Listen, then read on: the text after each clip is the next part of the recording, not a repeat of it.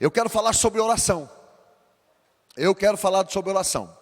Se tem uma coisa que o Espírito Santo tem mexido com a gente nesses dias, é para a gente não esquecer da oração. Oração tem a ver com coração, tem a ver com a ação. Cora, ação, coração, ação, oração. Você vê que cabe tudo aí dentro. Então, uma igreja que está sempre em oração, uma igreja que está sempre em ação, ela ora e ela age. Há momentos que a gente se reclusa, há momentos que a gente dá uma de Elias, momentos que a gente faz que nem Jesus, 40 dias no deserto. Não curou um resfriado, uma dor de cabeça, não curou um soluço, não fez um só sinal, uma só maravilha, sem antes buscar ao Pai. Depois ele é batizado nas águas, depois o Espírito Santo vem sobre ele. Olha aí a condição de Jesus, um homem que manteve e ensinou aos seus discípulos a terem uma vida de oração constante. Então oração deve ser uma disciplina da gente. Não devemos fazer apenas aquela oração que fazemos no almoço, no jantar, no café da manhã, quando estamos com amigos, ou coisa parecida. Oração deve ser um estilo de vida. Oração em todo tempo, ou verbalmente, ou no espírito, ou no pensamento, orando, buscando a Deus, colocando diante de Deus. Por quê? Nós aprendemos na caminhada que Ele cuida. Ele cuida. De fato e de verdade, Deus cuida. Deus faz aquilo que às vezes nos causa medo. Deus faz aquilo que às vezes nós achamos que saiu do nosso controle. Às vezes é até bom que saia do nosso controle, porque quando está no nosso controle, a gente pensa que pode resolver. Quando sai do nosso controle, o Espírito Santo parece que ativa uma campainha. Blim, não está na hora de você colocar na mão de Deus, não. Não está na hora de você falar, opa, isso aqui não é para mim, eu não consigo resolver, eu não vou saber resolver essa questão. Então vamos para o altar. Nós vemos no pai de muitas nações, analisando um pouco a vida do Abraão, a gente vai ver que Deus nunca deixou ele sem prova. Porque Abraão tinha o hábito e o costume que às vezes eu e você temos, de sair de uma luta e achar que está tudo resolvido. Resolve aquela, parece que está tudo. Não. Sempre na história do Abraão, Deus sempre colocou uma prova. Pega a história dele, é linda demais a história dele. Mas era um homem, nascido de mulher, no pecado, igual a mim e você.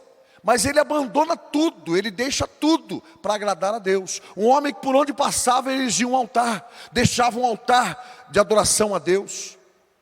Mas Abraão nunca deixou de passar pelas provas, mas Deus colocava as provas sobre ele, para que Abraão se movesse. Então às vezes, as circunstâncias, a pressão, as lutas, as dificuldades, os anseios, os traumas que temos, as coisas que temos, devem nos levar ao altar da oração. Nós temos que reconhecer, eu e Denise agora, em janeiro, vamos completar 40 anos de casamento. E 40 anos que eu fui chamado. A minha primeira credencial foi de 1982. Não estou falando isso aqui para me enaltecer, por favor. Estou testemunhando. Não sou nada, sou pequeno, dependo de Deus, quero ficar debaixo da graça de Deus, da bondade de Deus. Mas eu quero falar para vocês que eu já tive na minha vida, e isso me despertou nesses dias, muito mais atividade em oração do que agora.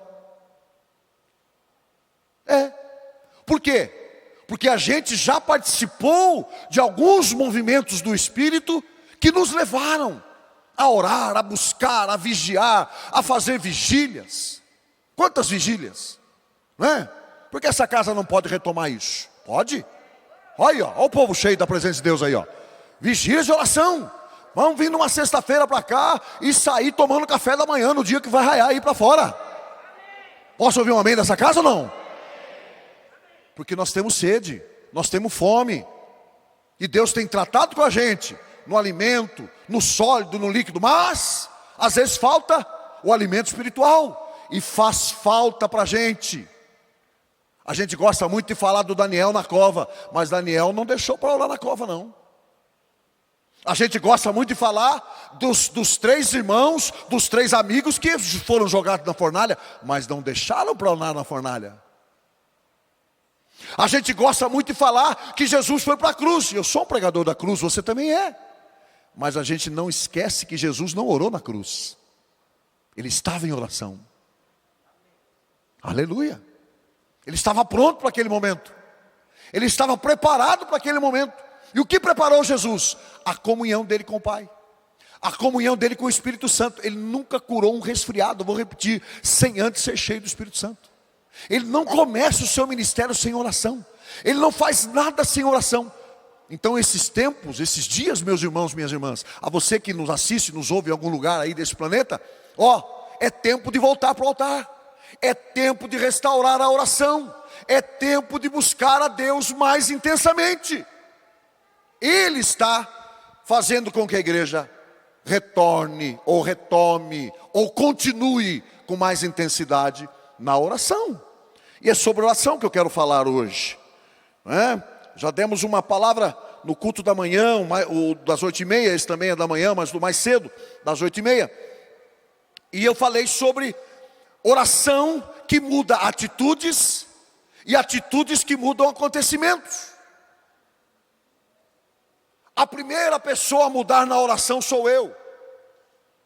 A primeira pessoa que recebe o impacto da mudança através da oração é quem ora, é quem busca, é quem deixa, é quem permite que o Espírito Santo fale com ele, com ela. Então, um homem de Deus, uma mulher de Deus, precisa de uma vida de oração. Oração. E aqui nós pensamos 2 acontecimentos, e eu quero falar um pouco mais sobre o segundo acontecimento, porque no culto das 8h30 a gente não teve muita chance de falar. Então 2 acontecimentos, 2 orações. E quantas existem na Bíblia? Quantas vezes a gente vê o rei Davi entrar numa oração totalmente assim, sem saber o que fazer. Oh Deus, olha para mim que sou pobre, necessitado. Quando ele termina a oração, ele está forte. Ele levanta forte, porque Deus falou com ele, Deus instruiu ele, Deus deu condição para ele, Deus mostrou o caminho, Deus mostrou uma estratégia, Deus tratou dos inimigos que se levantavam. Mas um antes da oração, um depois da oração. Sempre assim conosco, não é? Então, 2 orações que mudaram atitudes e mudaram acontecimentos. É bom a gente pensar nisso. É bom a gente ver que esses homens e mulheres que a Bíblia cita, e que na galeria de Hebreus 11 diz que houveram muito mais, que não daria para falar de todos.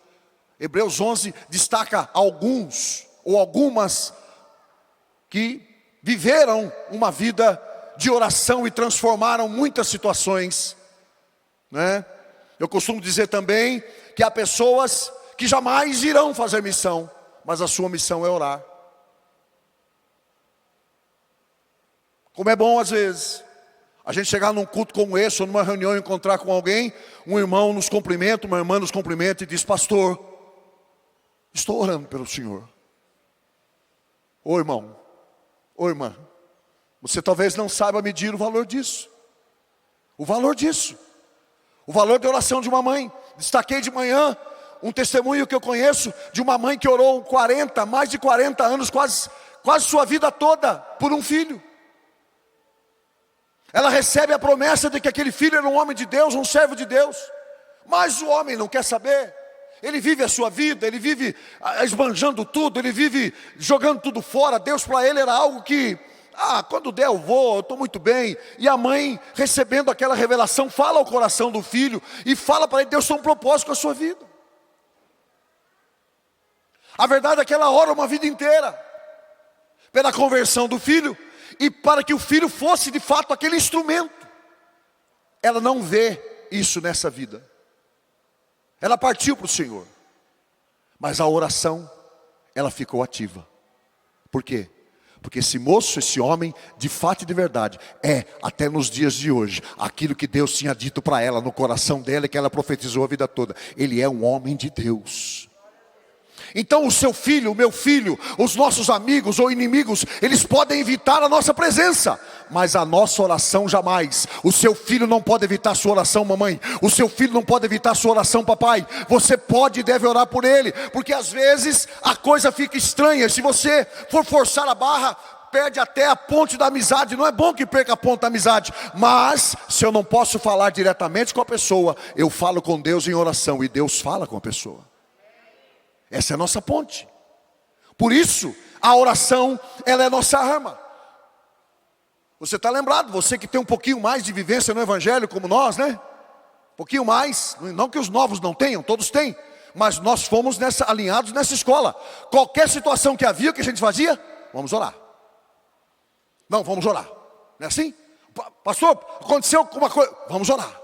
Pastor, vamos orar. É assim que os nossos mestres, os nossos pastores, os nossos amigos nos ensinaram. Orar, orar sempre. Paulo sempre nos ensina a orar sem cessar. E hoje de manhã, eu quero pensar então 2 acontecimentos, mas eu quero firmar um pouquinho mais na passagem de Isaías com o rei Ezequias. Mas eu quero começar falando de uma oração que mudou um acontecimento. E essa oração está registrada em Êxodo 32, a partir do 9, versículos 9 e 10, depois do 11 ao 13, né? Êxodo 32, 9 e 10, depois 11 e 13, podemos ver o 14 também. Vejam bem, estamos falando de Moisés. Se fôssemos aqui tentar achar o número de membros da igreja do pastor Moisés, certamente não seria exagero falar que ela era formada de 2 milhões de pessoas ou mais. Só de homens preparados para a guerra, diz a Bíblia que saíram do Egito 600 mil homens preparados para a guerra. Fora os homens que não eram preparados para a guerra, que eram líderes de suas famílias, e mais as mulheres e crianças. Então você multiplica isso, você vai ver o tamanho do povo que sai do Egito, em rumo a Canaã, em rumo à terra prometida. É certo que a viagem era para levar de 6, 8 meses, estourando. Porém, nós temos que reconhecer que em algum momento da nossa vida a gente é rebelde. Em algum momento da nossa vida a gente é teimoso. Em algum momento da nossa vida a gente é turrão. A gente é o que a Bíblia vai chamar aqui de dura serviço, pela própria boca de Deus. E a gente, quando analisa o corpo humano, a gente vai ver que cerviz tem a ver com cervical, que é a coluna nossa, que vem desde a cabeça, pega essa parte de trás e desce até aqui na coluna. E com ela que nós fazemos esse movimento, ó, senão arrebentava tudo. Então ela é flexível. Mas essa flexibilidade não é apenas no corpo humano, ela tem que ser no espiritual. Uma vez que o Senhor disse que toda língua confessará e todo ele se dobrará ao Senhor, por que eu não me dobro? Porque às vezes eu tenho uma dura cerviz, o meu coração é duro, e eu não me rendo. Difícil coisa é lutar contra Deus. Difícil coisa é lutar contra a vontade de Deus, não se vence. Jesus é uma rocha em que eu posso me abrigar, mas é uma rocha dura que se eu bater contra ele eu me despedaço. Então eu preciso entender. E aqui nós vamos ver esse vulto maravilhoso que nós chamamos de Moisés, o libertador do povo, que é um tipo de Jesus. Na Bíblia, ele recebe de Deus uma palavra. Ele está em oração com Deus e Deus vai falar com ele, de forma clara, o que Deus ia fazer. Agora você imagina eu e você estando diante de um povo, diante de uma situação, e Deus fala claramente, eu vou fazer isso. E ele recebe essa palavra. No verso 9 do capítulo 32 de Êxodo, disse mais o Senhor a Moisés. Deus está tendo um relacionamento com ele através da oração. É certo que ninguém viu a Deus, disse Jesus. Ninguém pode ver Deus, nessa carne não. Tenho visto este povo, e eis que é povo de dura cerviz. Olha ali. Agora pois, deixa-me. Deus está pedindo licença para o Moisés, porque Deus falava com Moisés e Moisés falava com o povo. Às vezes usava Arão, né? Por causa talvez Moisés fosse gago, talvez Moisés fosse duro até ele aprender, Mas Deus não falava diretamente com o povo, mas agora Deus está falando, agora ó, sai um pouquinho de lado, porque agora é comigo. Esse povo já me tentou demais, Moisés. Esse povo já me endureceu demais. Esse povo já me desagradou demais, já me entristeceu demais. Não há nada que eu faça que os agrade. Não há nada que eu faça que está bom para eles. Moisés, dá licença um pouquinho. Palavra dura, gente. Palavra dura. De receber de um Deus que é amor. Mas não se esqueça que o amor também é justiça. Tem muita gente que se apega só a um Deus amoroso. E se esquece que o Deus que é o amoroso é justiça. Porque então como ele fala a diferença entre aquele que serve e não serve? Pela justiça. Ama a todos, mas tem que fazer justiça. Por isso que dá chance a todos. Todos que quiserem, vinde a mim, todos. Mas nem todos vêm. Então agora Deus está pedindo para Moisés, Moisés, eu preciso tratar com esse povo. E olha a conversa é séria. Deixa-me para que acenda contra eles o meu furor. Eles me desagradaram demais, eu estou magoadíssimo com eles, Moisés. Eu estou enfurecido com eles. Eles não entendem o meu proceder. Eu quero ajuntá-los, eu quero livrá-los, eu quero abençoá-los, eu quero fazer deles uma grande nação. Eu já os tirei do Egito, eu preparei uma terra para eles, mas olha aí, Moisés, eles me desagradam de tal modo, eu preciso fazer alguma coisa. Então entendamos que até a paciência de Deus tem limites. E olha que para a paciência de Deus transbordar, precisa muito. Mas aqui nós vemos que ele está decidido, Deus está decidido, contra eles o meu furor, e eu os consuma. E aí tira Moisés de lado. E de ti farei uma grande nação. Moisés poderia se sentir confortável, falou, é verdade mesmo, quer saber? Esse povo não vale nada mesmo. Quer saber, Senhor, ó, faz aí o que o Senhor quiser. Não. O marido não pode ver um filho sofrendo, uma esposa sofrendo. Um amigo não pode ver o outro sofrendo e ficar de qualquer jeito. Como é que está a sua vida nesse aspecto? Você vê o sofrimento dos outros e acha que é só com os outros? Não é não. Esse sofrimento pode vir para você também. Esse sofrimento pode alcançar você também. Então Moisés poderia ter ficado de lado. Ó, faz o que o Senhor quiser. Não. Moisés vai interceder. E a oração que ele faz muda atitudes e muda acontecimentos. O poder da oração. Nós estamos falando de oração. O Espírito Santo está querendo levar a gente a mais profunda oração, a experiências na oração, o falar com Deus. Você pode estar enfrentando uma situação que fugiu do teu controle. Você não tem mais expectativa sobre isso. Tem sim. Sabe como você vai fazer? Vá para o altar da oração. Vá para o altar da oração. Retome o altar da oração. E na oração, eu tenho absoluta certeza, porque a Bíblia diz isso, Deus falará contigo. Antes falava só com os profetas. Hoje o Espírito Santo está derramado sobre a igreja. Todos podem e devem entrar na sala do trono, porque o véu já foi rasgado de cima a baixo. Eu e você temos acesso direto à presença do Pai. Nós temos acesso ao trono daquele que governa, daquele que reina, daquele que disse, é-me dado todo o poder no céu, na terra e debaixo da terra. E as coisas que Ele tem para revelar para o teu coração são profundas, são firmes, são maravilhosas, que você ainda não conhece. Mas não fique pensando que eu não vou conhecer. Não, eu preciso conhecer. Porque os segredos do Senhor são para aqueles que o amam. E amar a Deus é ter uma vida de oração.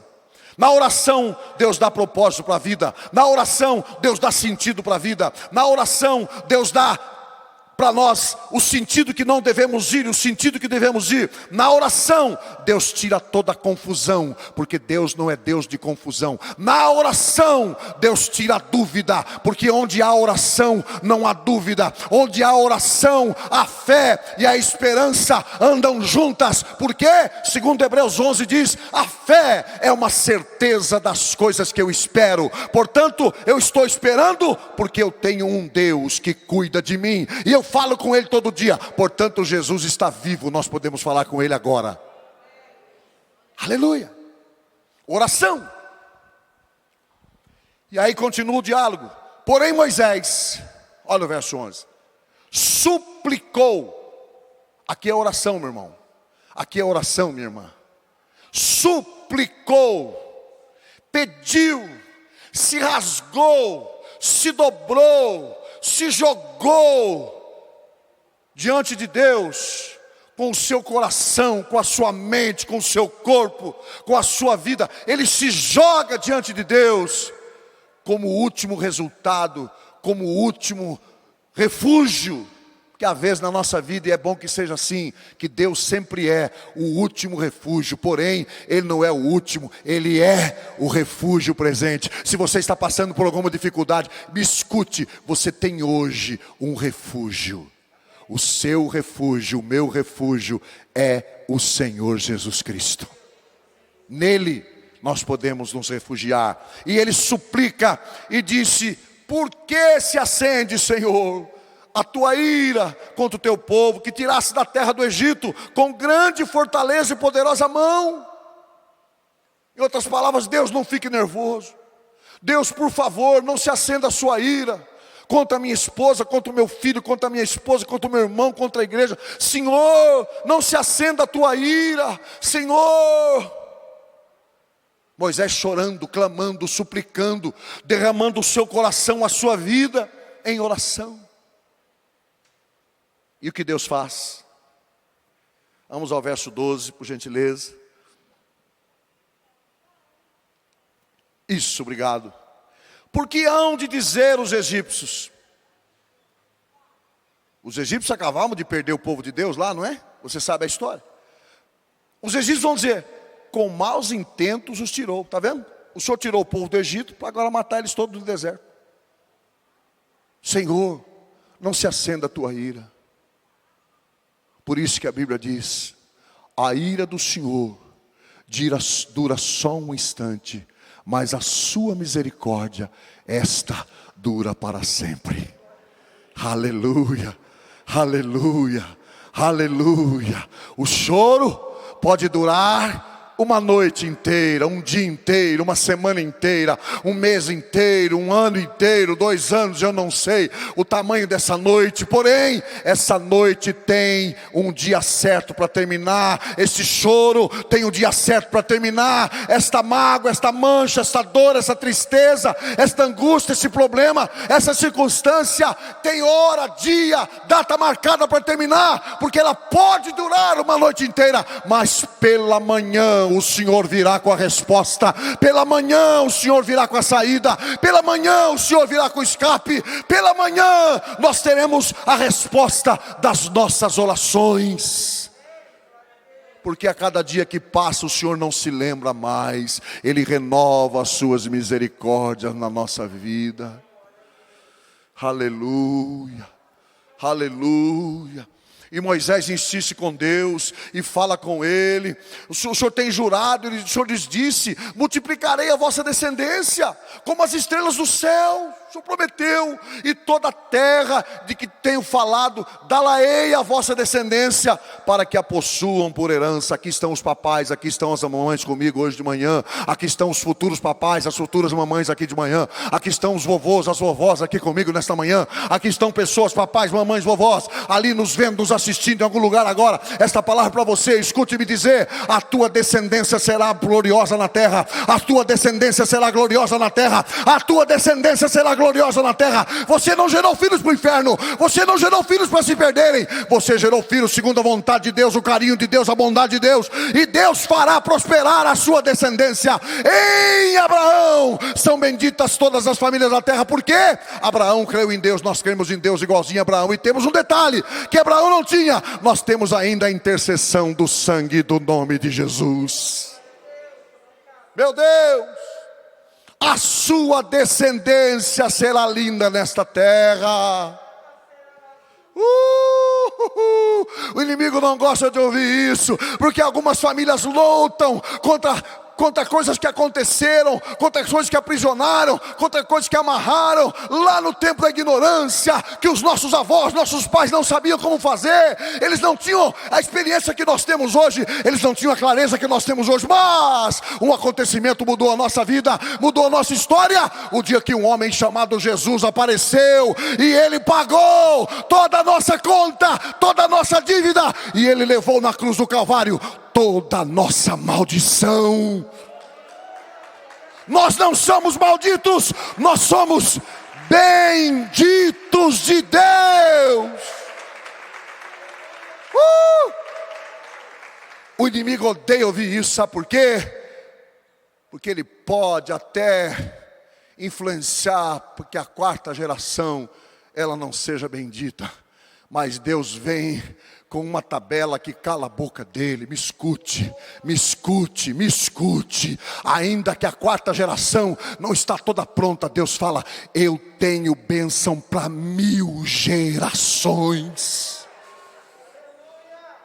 1000 gerações da tua descendência me louvarão, me louvarão, me louvarão, estarão na minha presença. 1000 gerações, sobra nada ou quase nada para aquilo que o inimigo intentou contra a tua casa e contra a tua família. Agora o inimigo está intentando certamente para a dureza do coração daquele povo, inflamando o coração daquele povo contra Deus. E aparece Moisés como intercessor. Assim foi a minha vida e a sua vida. O inimigo inflamava a minha vida contra Deus.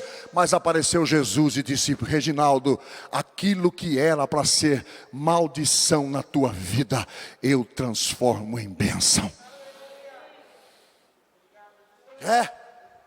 É na oração. Olha o verso 14. Parece um contrassenso, porque a Bíblia diz que ele não é homem para se arrepender. Como é que aqui diz que ele se arrepende?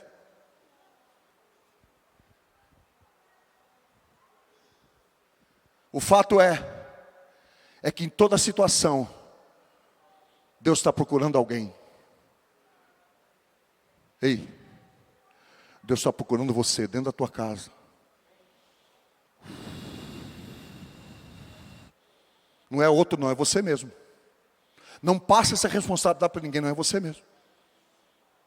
Deus estava provando mais uma vez o coração do seu líder, que chamava Moisés. Deus queria saber qual seria a atitude dele quando Deus anunciasse a destruição daquele povo. Moisés se dobra, Moisés se rende, Moisés se prostra. Escute aqui, meu irmão, escute aqui, minha irmã. Você não é ET como eu. Nós passamos por dificuldades nessa vida. E muitas delas, a gente pensa que ela é tão forte, uma onda tão gigante, um tsunami tão forte, que a gente não vai resistir. Você vai resistir sim. Porque se você não resiste de pé, você resiste de joelhos. Se você não resiste de joelhos, você resiste aterrado diante de Deus. Mas uma coisa é certa, você vai resistir a essa pressão. Sabe por quê? Porque a tua oração vai ativar os céus. E lá na tua casa, onde você estiver, os céus vai abrir e descer. E você será visitado pelo Espírito Santo. E essa situação, ela vai desaparecer da sua vida, porque o Deus que você serve não está morto, nem pendurado na cruz, nem desfigurado, nem sem fazer nada. O teu Deus e o meu Deus já passou pela cruz. Ele já passou pela cruz, mas hoje Ele está vivo e continua intercessor de cada um de nós. Ei, espera aí. Talvez a luta é tão grande que você se esquece que Jesus é o teu intercessor. Espera aí. Algumas orações que nós fazemos, Deus pode até não ouvir. Eu já fiz algumas orações tolas. Já. Ainda bem que Deus não ouviu. Agora você tem dúvida que Deus ouve a oração do teu filho Jesus?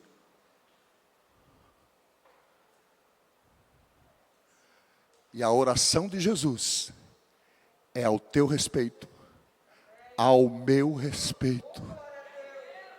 Ele não ora por ele. Ele não precisa de oração. Não. Ele precisou enquanto homem, pois viveu uma vida de oração. Mas agora não.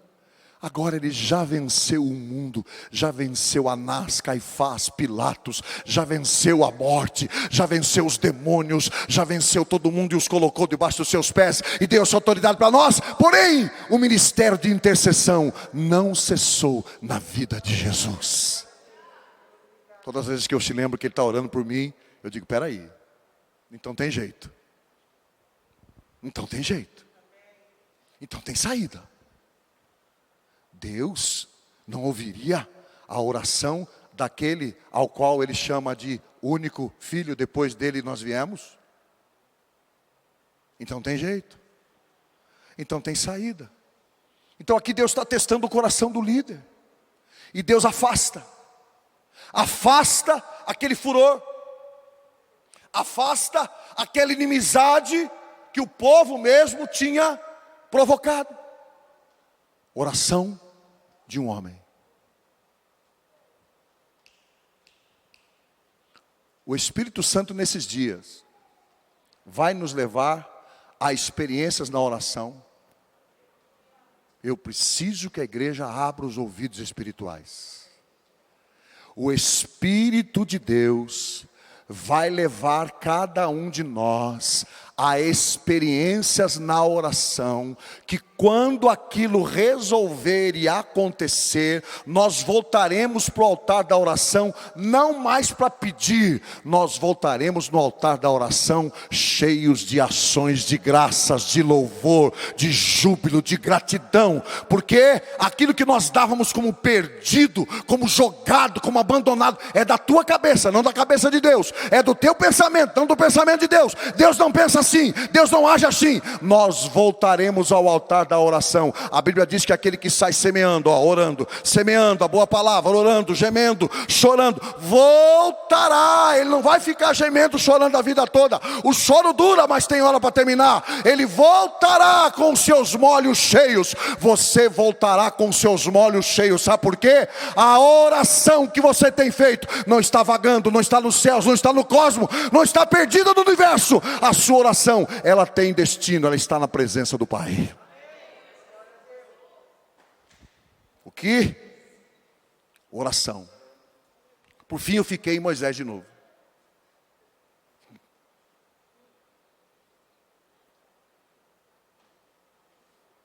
E depois você faz um link. Finalzinho do culto. Você faz um link com a oração de Moisés e com a oração de Ezequias. Agora eu faço um desafio com você.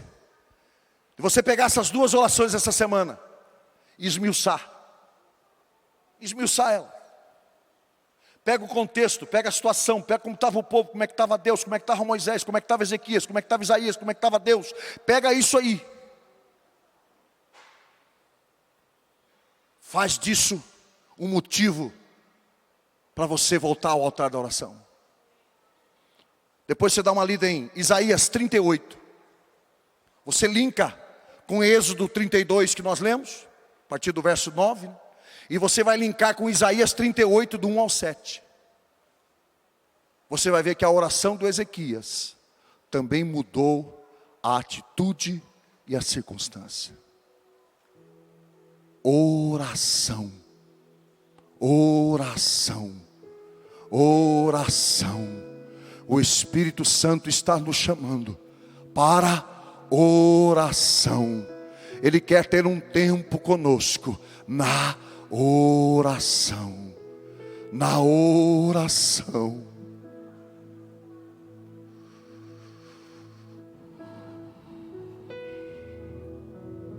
Se pode, fecha os teus olhos.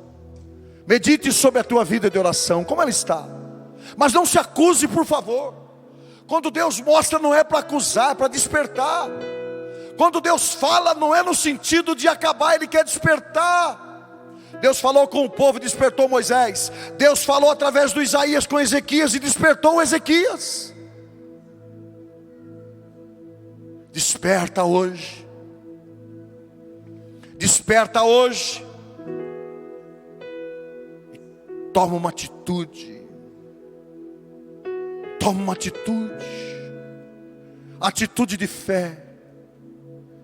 Atitude de fé. Volte para a palavra.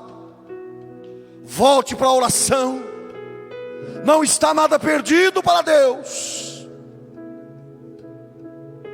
Ele pode restaurar tudo e todos. E é o que Ele deseja. É o que Ele quer fazer. O que nós temos que pedir: Pai, é que o teu desejo também seja o meu desejo. É que o teu querer também seja o meu querer. É que a tua vontade também seja a minha, porque Ele tem boas vontades, Ele tem bons caminhos, mas se eu não quiser, eu luto contra Ele.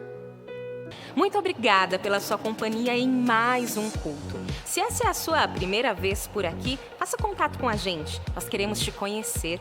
Compartilhe esse link nas suas redes sociais. Essa palavra pode abençoar outras vidas.